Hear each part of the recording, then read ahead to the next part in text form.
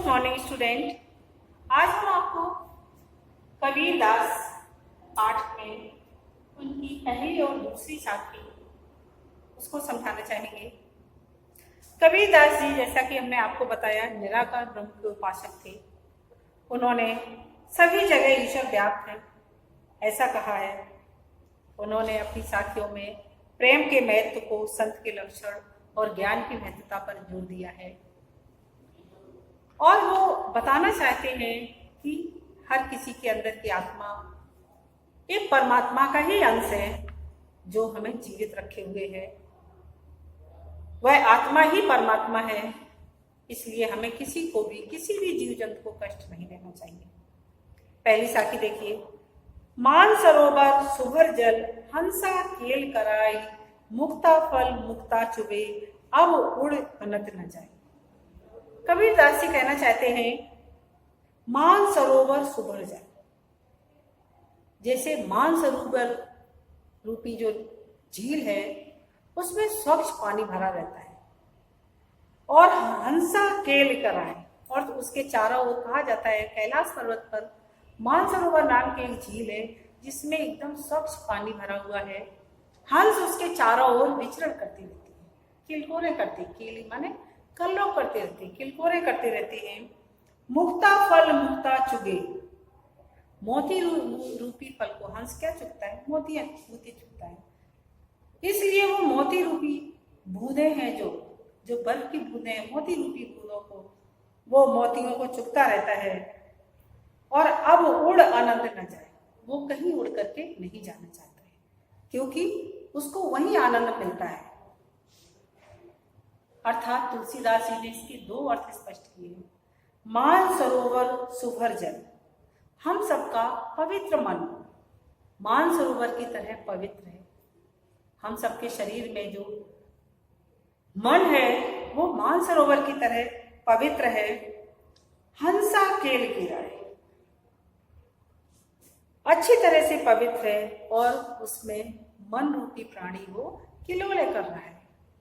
हम सबका शरीर मान सरोवर के समान पवित्र है और उसमें मन रूपी हंस इधर उधर विचरण करता रहता है। विचरण करके मुक्ता फल मुक्ता, अर्थात वह विचरण करके क्या चाहता है? मोक्ष की प्राप्ति करता है। मुक्ता माने मुक्त होना चाहता है, इस संसार सागर से मुक्त होना चाहता है। तो ये जो शरीर रूपी पवित्र मान सरोवर है वो, उसके अंदर जो मन रूपी देखिए पवित्र जल है और हंस के समान वह इधर उधर विचरण कर रहा है। अर्थात वह क्या चाहता है? मुक्ता फल मुक्ता, तो मोक्ष की अभिलाषा करता है कि वह अब उड़ अनंत न जाए। वो अब उड़ करके कहीं और नहीं जाना चाहता। अर्थात भक्त का मन सिर्फ मोक्ष पाना चाहता है, अब वो बार बार जन्म नहीं लेना चाहता है। भक्त की यही अभिलाषा है कि हमारा जो पवित्र मन है हंस के जैसा हमारे तरह तरह की क्रियाओं में लीन हुआ है, अब वो मोक्ष पाना चाहता है। हे ईश्वर, अब मुझे मोक्ष की प्राप्ति दो। अब ये मन हमारा कहीं और उड़ करके नहीं जाना चाहता है, अर्थात एक नया शरीर नहीं धारण करना चाहता है। इसलिए हे ईश्वर, अब मुझे इस शरीर से मोक्ष की प्राप्ति की। इस तरह से भक्त हमेशा मोक्ष की प्राप्ति के लिए ही ईश्वर की आराधना करता है। दूसरी साखी दी गई है।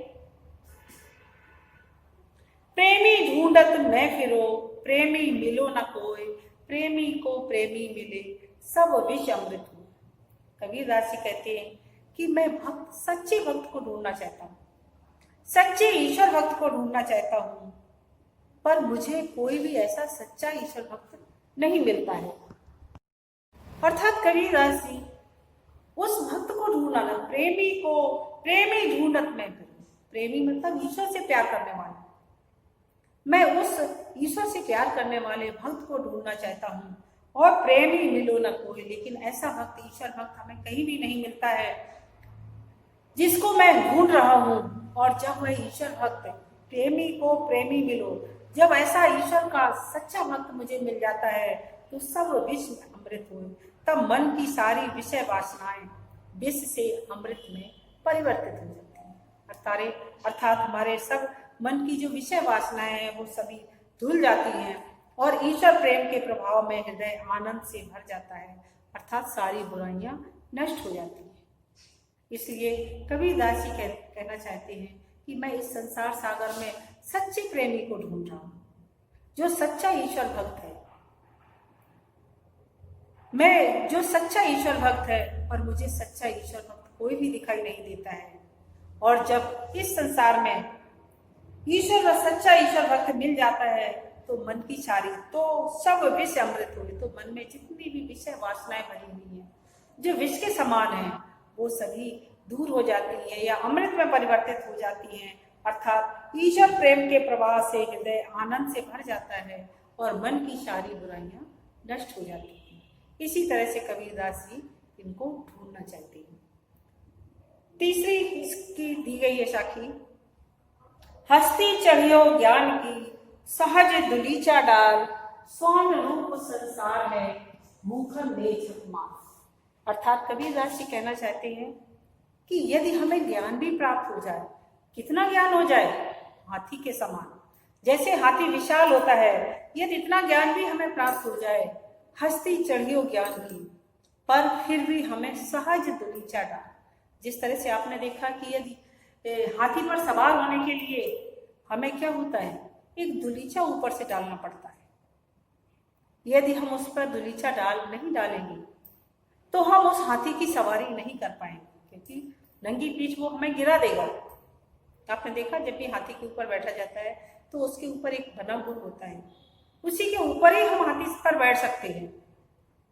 और यदि वो ना हो और ऐसे ही कोई मुझे हाथी की पीठ पर बिठा दे तो क्या होगा, हम धड़ाम से नीचे गिर जाएंगे। तो कबीरदास जी ने उसकी उपमा की है सहजता रूपी दुनिया। यदि हमारे पास भरपूर ज्ञान हो जाए, बहुत अधिक ज्ञानी बन जाए हम, फिर भी हमें सहज रहना चाहिए, क्योंकि यदि हम सहज नहीं रहेंगे, घमंड करेंगे अपने ज्ञान का या अपने ज्ञान का प्रभाव दूसरों पर डालने की कोशिश करेंगे, तो वो सारा ज्ञान व्यर्थ हो जाएगा। सहज दुलीचा डाल, स्वान रूप संसार है भूखन दे झकना।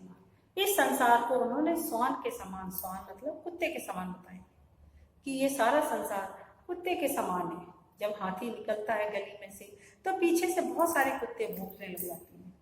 तो क्या उनके भौंकने से हाथी रुक जाता है या फिर उनसे लड़ने लग जाता है? नहीं करता ऐसा। क्यों नहीं करता? क्योंकि वह उनके साथ यदि ऐसा करेगा